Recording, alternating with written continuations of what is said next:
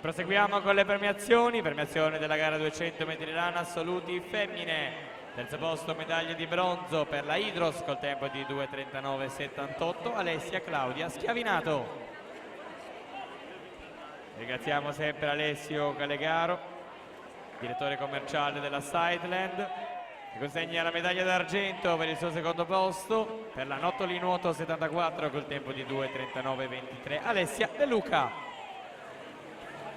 Primo posto medaglia d'oro vince col tempo di 2:35,66 per l'Antares Nuoto Beatrice Mascotto.